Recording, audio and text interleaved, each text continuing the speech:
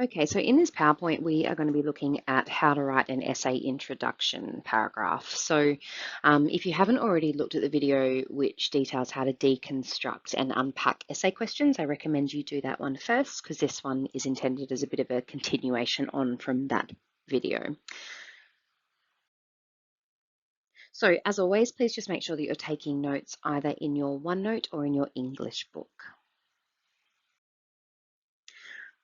Okay, so the introduction paragraph is actually one of the easier paragraphs to write. It's our body paragraphs, which are a little bit more fiddly because they are worth the most marks. So there are three sections to our introduction paragraph. And the best thing to do is to remember this acronym, which is called COT. So think of a little baby sleeping in a cot. And that is our acronym for how we write a introduction paragraph. Just like our body paragraphs, we use TEAL. So our context section of the introduction paragraph is pretty simple, as is our overview. But our thesis is a little bit harder, so I'm just going to highlight that one in red. But our first two are relatively easy. So the context section, so the C in our COT of an introduction paragraph, so what that entails is all we need to do is it's just one brief sentence where we identify the contextual information of the text. So that means we're just saying what the text is called, so our novel, the year it was published, and also the author's name. Super simple.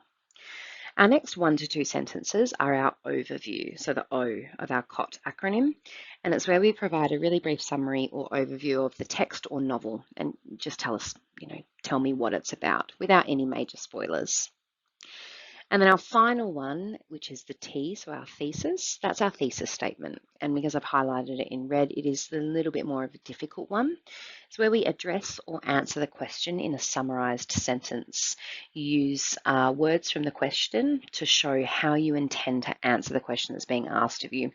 And if you watch the deconstructing video, when we deconstructed the questions, and the very last step was that we rewrote the question using the elements by which we intend to answer the question, that is actually your thesis. So I'm going to show you how to do this anyway, if that didn't make sense, but you've actually already done this if you did the deconstructing your essay question video.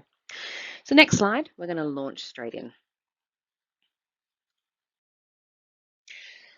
Okay, so you remember this question that we looked at in our last video for deconstructing essay questions, and the question we were answering was as follows. Discuss how narrative conventions have been used to construct one or more characters in a novel you have studied. And you'll remember that we are going to be talking about one character and one character only, and that is Felix. The narrative conventions we were talking about were point of view and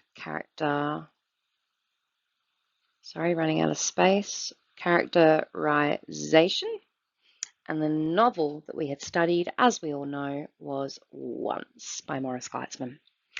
And you remember in the last video, what we did was we had this big old table and we had our quotes, and I went through and explained very briefly what the effect of it was for body paragraph 1, and then the same for body paragraph 2. And hopefully you remember that I said that if you do a planning table such as this, when you go to write your essay, everything is already done for you because this here is your example. And this here is your explanation for your body paragraphs. So I've got this plan and now I'm ready to write my introduction, which is exactly what we're going to do in the next slide. Okay, let's launch in and write one. Enough yapping on. Okay, so remembering our question, discuss how narrative conventions have been used to construct one or more characters, just so it's in front of us. Sorry to do this again, but our narrative conventions we're talking about are narrative point of view and characterization. Our character is Felix. Our novel, as we know, is Once. Okay, so context, super easy. Here's how we do it. And you can copy this for when you do your assessment as well. It's absolutely fine because it's a super short sentence. There's not many ways you can word it. Okay, Once is a novel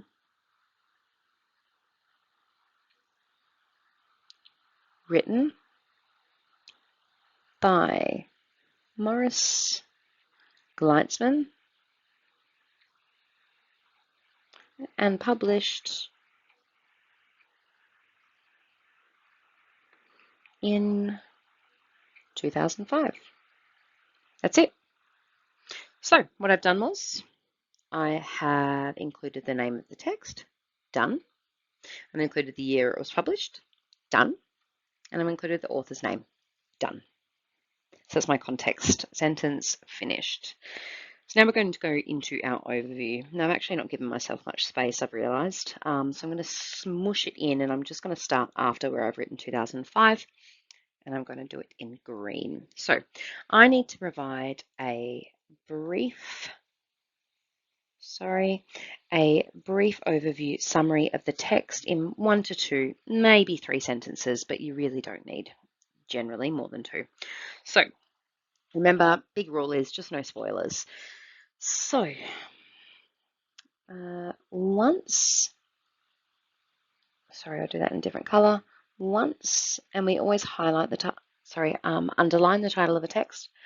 Once follows the plight, which means like struggles or story, but it's story that contains struggles is kind of what that word means. Feel free to give it a Google. It's a good word to use because most novels contain a character that goes through struggles. So once follows the plight of Felix Salinger as he tries, actually, let me give a little bit more context and detail here. Felix Salinger, a Jewish child, as he tries to find his parents in Nazi-occupied Poland. Okay. Honestly, that would suffice. That would be fine. Adding maybe one more sentence would probably get you just a little bit of a higher mark because it is very, very brief. So you could say something along the lines of, you could mention him meeting Barney and the other children and how they kind of work to survive together.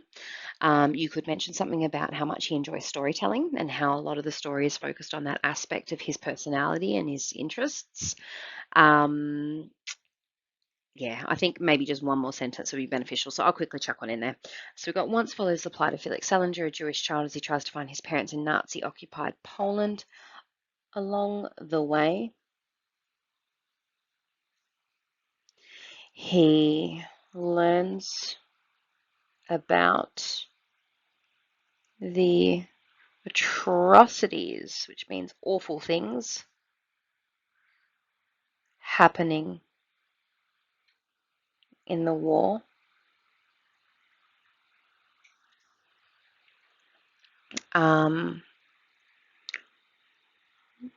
Whilst meeting others also fighting for survival. Look, that's not my favourite sentence I've ever written, but you get the gist. Sorry, I'm doing this off the cuff. So we've got Once is a novel written by Morris Gleitzman and published in 2005. Once follows the plight of Felix Salinger, a Jewish child, as he tries to find his parents in Nazi-occupied Poland. Along the way, he learns about the atrocities happening in the war whilst meeting others also fighting for survival. Actually, yeah, I don't hate it. It's okay. It's good. I changed my mind. Okay, now finally our thesis. This is our harder bit, as I mentioned previously. But as I touched upon earlier, when you did the deconstructing your video question, I'm just going to write down the side here to remind you what you did. So when you get your question, the first thing you do is you highlight the words. Then you annotate the question. And then you rewrite the question in a way that shows how you intend to answer that question. And so with this section, you've actually already done it. That's your thesis. With that rewritten bit that you did, that's actually your thesis. So I'm going to take, sorry, I'm drawing all over this, but I'm going to take what I planned here to write my thesis statement, which is also what I did when I rewrote it. So I'm going to show you what it looks like. I will do it in red, just to symbolize, as I mentioned, this is the harder bit. Okay, so, and you'll remember that I follow the structure of the question being asked of me. So, narrative, point of view, and I don't write POV. I just did that because I was trying to write quickly up here. You actually want to write it out and your thesis statement. So narrative, point of view, and characterization. Okay, I'm going to keep going, following the wording of the question. Have been used to construct, still following the wording of that question, the character of, I'll say it again, still following the wording of the question, to construct the character of Felix Salinger. Full stop. Now, I could say in the novel once, because I'd be following the question here, but I have actually already said it in my context and also my overview. So to say it again feels a little bit repetitive, so I've just chosen to leave that out because your marker, which will be me, can assume what novel you're talking about. So now, my introduction reads as follows. Once is a novel written by Morris Gleitzman and published in 2005. Once follows the plight of Felix Salinger, a Jewish child, as he tries to find his parents in Nazi-occupied Poland. Along the way, he learns about the atrocities happening in the war, whilst meeting others also fighting for survival. Narrative point of view and characterization have been used to construct the character of Felix Salinger. Yeah, that's fine. One thing you could also add, if you wanted to, is tell me how Felix Salinger is being constructed, so that me as your marker, I can read it and go, okay, I see what their focus is going to be for the essay, but you don't have to, but I'm going to add it because my thesis kind of felt a little bit incomplete there, so I'm just going to add this as well. So this is another option. So narrative point of view and characterization have been used to construct the character of Felix Salinger as naive. Full stop. Done. Okay, so that is my introduction complete. So my finished product then is this entire thing here. So that is a perfectly acceptable and well-structured introduction, and it's exactly what I would expect you guys to do in your assessment. So you can see here as well how planning and deconstructing your question can really help you to do this. So I hope that's helped. My next video will be on body paragraphs, so give that one a watch next. Feel free to write any introduction paragraphs as a practice. Send it to me. Happy to give you feedback. Thanks very much for listening, guys.